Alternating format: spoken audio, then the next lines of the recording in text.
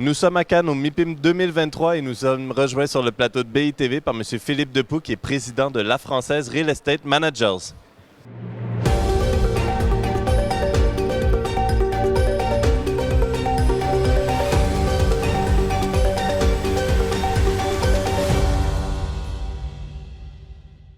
Philippe Depoux, merci d'être avec nous sur le plateau de BITV.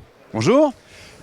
Les gestionnaires de SCPI ont encore une fois, l'an dernier, connu une très grosse collecte en 2022. La Française, vous n'avez pas été en reste. Les derniers chiffres que j'avais vus en fin d'année parlaient d'une collecte de 2,1 milliards d'euros. Compte tenu de la remontée des taux d'intérêt, est-ce que vous vous attendez à une compétition peut-être un petit peu plus difficile, un peu plus vive en matière de collecte pour l'épargne des Français?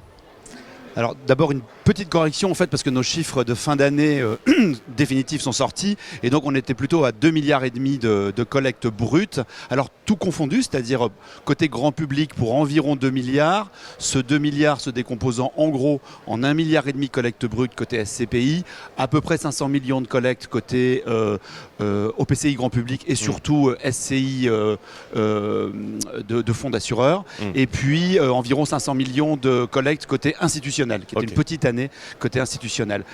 Alors pour 2023, on s'attend effectivement à une collecte un peu moins importante côté grand public. On pense qu'effectivement, entre la remontée des taux, l'inflation, la concurrence de certains produits financiers, on aura une collecte probablement un peu moins importante. On a regardé un petit peu le début d'année. Janvier s'est plutôt bien comporté en matière de collecte. Février un petit peu moins bien. Donc on suit ça de près. OK.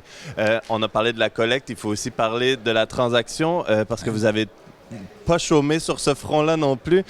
En 2022, 2,2 milliards de transactions, dont 1,4 milliard d'acquisitions. J'imagine que vous allez me corriger sur ces chiffres-là aussi, maintenant que vous avez pu colliger les dernières données. Dans un marché encore grippé, est-ce qu'il sera possible pour la Française REM d'être aussi actif en 2023? Alors effectivement, les chiffres 2022 ont passé à 2023 à l'acquisition. Donc on a fait transacter, on va dire, 2,6 milliards. Ces 2,6 milliards se décomposent en gros en 900 millions de ventes. C'est beaucoup de ventes par rapport à ce qu'on fait d'habitude, le double. Et puis donc 1,7 milliard d'acquisition. Le 1,7 milliard d'acquisition, pour faire simple, ça donne à peu près 1,3 milliard d'acquisition pour les SCPI. Et les fonds d'assureurs en unité de compte et les OPCI grand public, ça c'est côté grand public, et puis environ 400 millions côté clients institutionnels. Ça c'était donc pour 2022. Sur 2023, on pense on devrait faire à peu près les mêmes volumes d'investissement qu'en 2022, mais avec une part plus importante consacrée aux clients institutionnels et une part peut-être moins importante consacrée aux clients grand public, puisque nous devrions collecter un petit peu moins de ce côté-là. Donc voilà. D'accord. Et donc justement, on parlait du contexte de marché qui a évolué au cours de la dernière année. Beaucoup parlent d'un nouveau cycle qui commence pour l'industrie immobilière. Pour une société de gestion comme la Française REM, quelles devraient être selon vous les priorités alors qu'on entre dans ce nouveau cycle? Alors, juste une toute petite précision sur la question d'avant. Oui. On a commencé à acheter en 2023. Donc, dans les faits, j'ai récupéré des chiffres tout frais pour vous ce matin. Donc, en gros, on a engagé à peu près, on a déjà signé en acte authentique 150 millions d'euros et on a en gros 500 millions d'euros sous promesse ou sous exclusivité. Donc on est déjà engagé aujourd'hui, on va dire, à hauteur de quasiment 700 millions d'euros d'investissement pour l'année 2023. Je précise au nouveau prix et non pas aux anciens prix. Voilà. Merci de la précision, en effet. Alors, les tendances 2023, pour nous, nos convictions et ce sur quoi on va s'appuyer, il y a deux grandes tendances en fait. La première, et elles ne vont pas vous étonner, mais on se connaît, on se parle depuis longtemps. Oui. Vous savez que j'ai une conviction sur le traitement des locataires et donc la Française s'est mise en route vraiment et en marche pour offrir un certain nombre de services, un certain nombre de flexibilités sur les baux et de verdissement d'immeubles au service de nos locataires, de façon à assurer la pérennité de nos revenus locatifs qui sont le gage du maintien des valeurs, si je peux dire, et de la distribution de rendement que nous avons prévu de donner à nos souscripteurs de parts de SCPI et nos investisseurs institutionnels. Ça, c'est la première chose, s'occuper des locataires plus que jamais. La deuxième chose, c'est suivre dans ces périodes difficiles les grandes tendances immuables, les grands mouvements de fond. Les mégatrends. C'est quoi les mégatrends selon nous? C'est la démographie, c'est la métropolisation et c'est le changement climatique.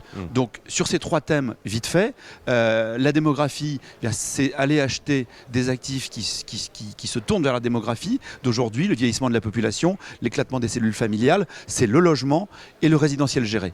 En gros.